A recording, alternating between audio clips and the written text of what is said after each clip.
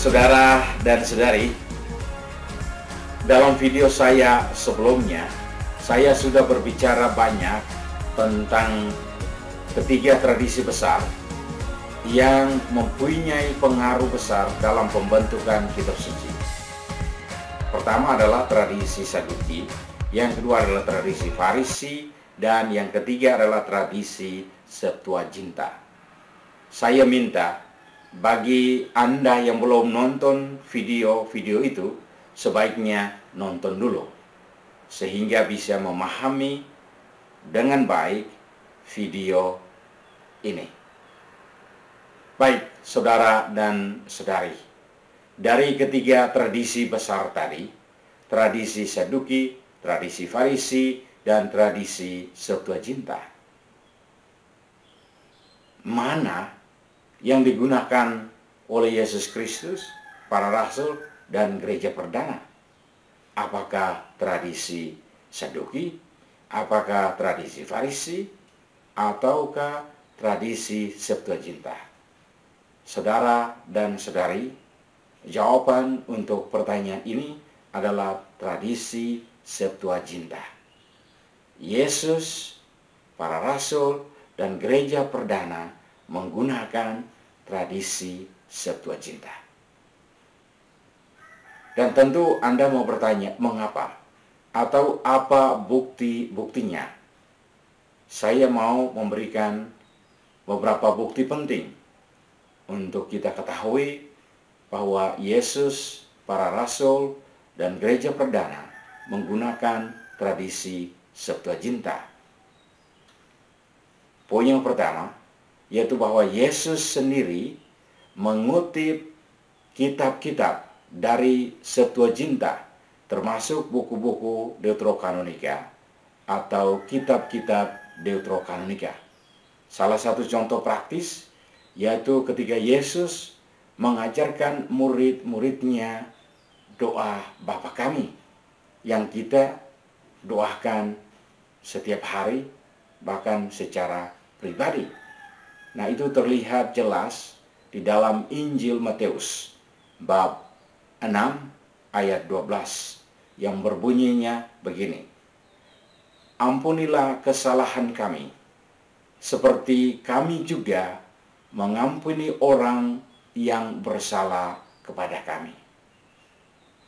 Saudara dan saudari, penggalan doa Bapa Kami ini, Yesus mengutip dari buku-buku Deuterokanonika, walaupun secara tidak langsung, yaitu dari kitab Yesus bin Sirak, bab 28 ayat 2 yang berbunyi begini.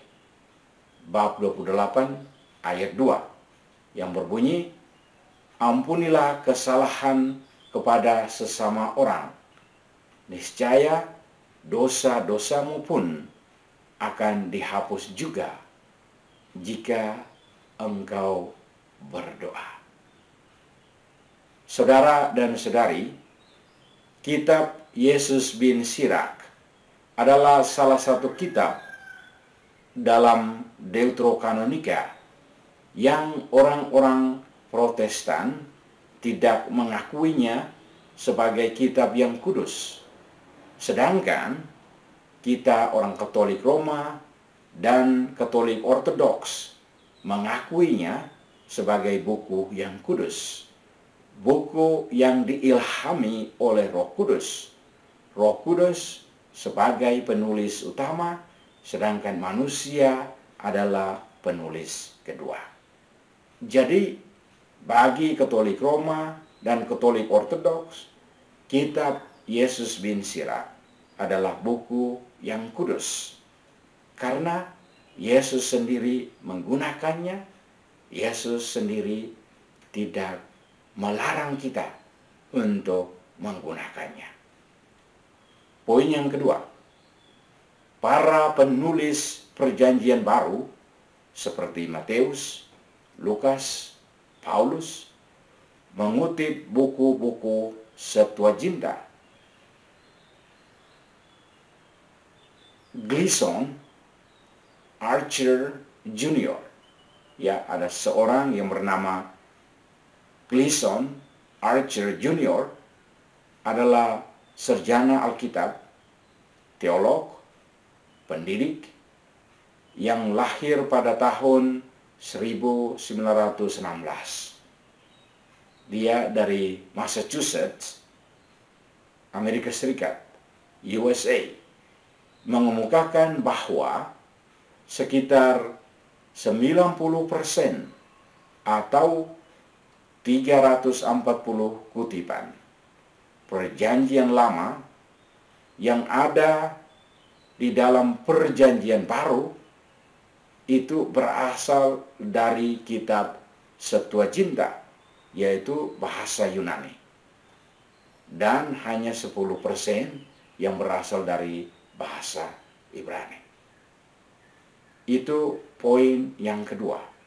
Nah, poin yang ketiga, saudara dan saudari, Bapak Apostolik dan Bapak Gereja dalam dokumen Didache atau ajaran para rasul kepada para bangsa yang ditulis pada abad pertama mengutip kitab Yesus bin Sirak bab 4 ayat 31 yang bunyinya begini: tanganmu jangan terulur untuk menerima dan untuk mengembalikan, tanganmu jangan terkatung.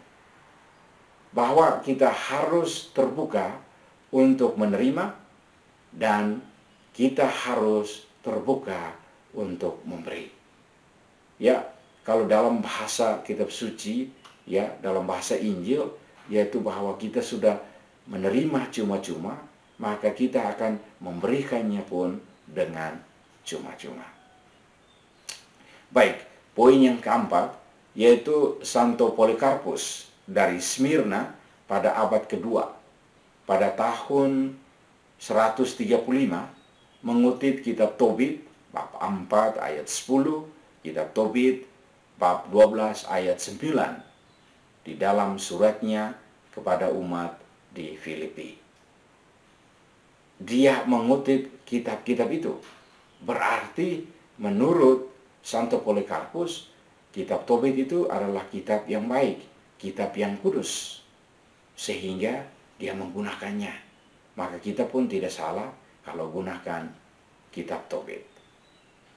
Selanjutnya, poin yang kelima, pada tahun 382 diadakan Konsili Roma di bawah pimpinan Paus Damaskus, dan dalam pertemuan itu Paus Damaskus menegaskan bahwa kitab suci Gereja Katolik itu berjumlah 73.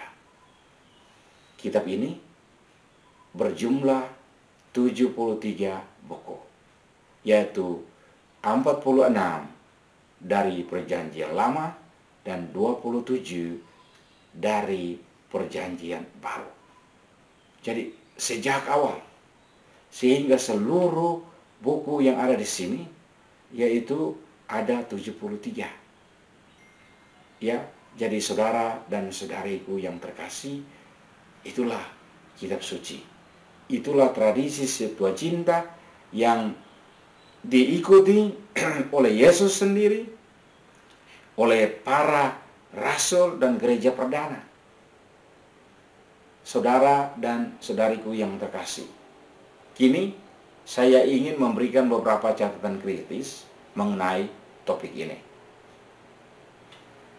Catatan kritis saya yang pertama, seluruh kitab Perjanjian Lama yang ada dalam kitab suci ini, ya, berjumlah 46 kitab. Itu berasal dari Septuaginta. Ya, walaupun saat itu, ya, sebelum Yesus lahir, itu kitab-kitab itu belum dikumpulkan seperti ini, ya. Ini beraturan semua. Tetapi bahwa kitab-kitab itu sudah ada sebelum Yesus, Perjanjian Lama, ya. Perjanjian Lama. Jadi ada 46 kitab itu sudah ada. Dan Yesus menggunakan buku-buku itu.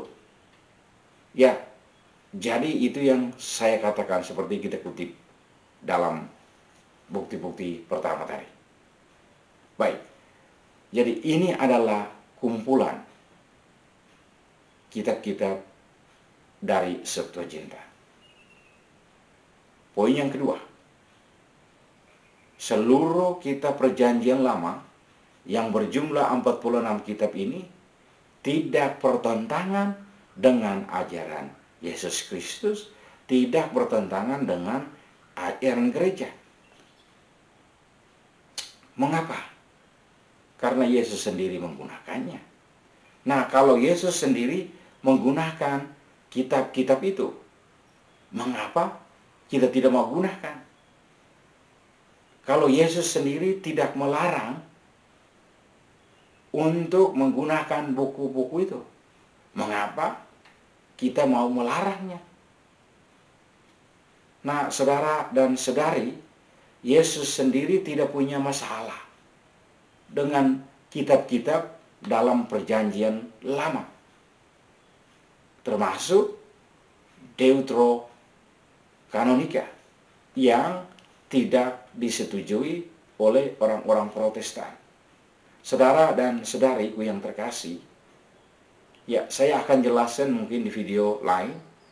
Ada buku-buku yang tidak disetujui oleh orang-orang Protestan. Tapi saya mau katakan di sini bahwa semua buku yang kita gunakan ini, Yesus pernah gunakan, Yesus tidak larang, Yesus dia tidak bilang kamu tidak boleh gunakan. Yesus tidak punya masalah dengan buku-buku ini. Nah, kalau Yesus punya bermasalah, pasti Yesus bilang jangan pakai buku itu. Padahal Yesus tidak melarang. Coba aja semua kitab suci. Yesus tidak melarang bahwa kita gunakan buku-buku Deuterokanonika. Nah, poin yang ketiga, Bapak Apostolik dan Bapak-Bapak Gereja Perdana menggunakan buku-buku ini. Mereka tidak meragukannya pun. Jadi mereka tidak meragukan. Mereka percaya bahwa buku-buku ini sangat bagus, sangat penting untuk kehidupan iman kita, untuk kehidupan iman gereja.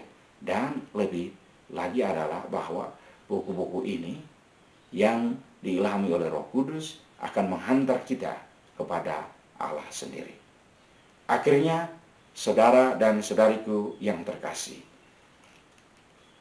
ke-73 buku atau kitab yang ada dalam kitab suci ini adalah buku-buku yang diilhami oleh Roh Kudus yang kita terima dari Gereja Katolik. Jadi kalau Anda mulai bertanya, buku-buku ini siapa yang kumpulkan?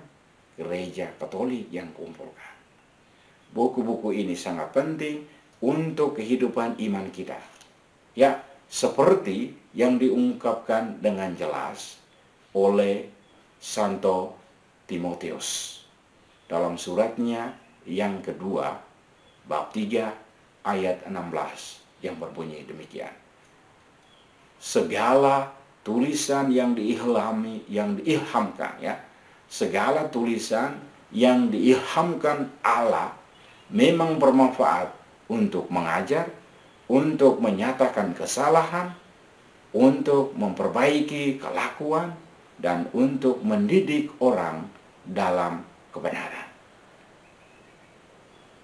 Saudara dan saudariku yang terkasih, inilah kitab suci. Mengapa kitab suci kita sangat penting? Dan saya berdoa, semoga Anda kalian menghargai, menghormati kitab suci, sebagaimana saya sendiri menghormati kitab suci, sebagaimana Yesus sendiri menghormati kitab suci, sebagaimana para rasul sendiri menghormati kitab suci. Mereka tidak melarangnya, maka kita pun harus terus menggunakannya dan merefleksikan agar kitab ini bisa merubah hidup kita dan merubah hidup orang lain. Akhirnya, saudara dan saudariku yang terkasih, terima kasih banyak untuk waktu Anda. Bagi Anda yang belum subscribe, tolong subscribe dan bagikan kepada teman-temanmu yang membutuhkan. Terima kasih dan Tuhan memberkati.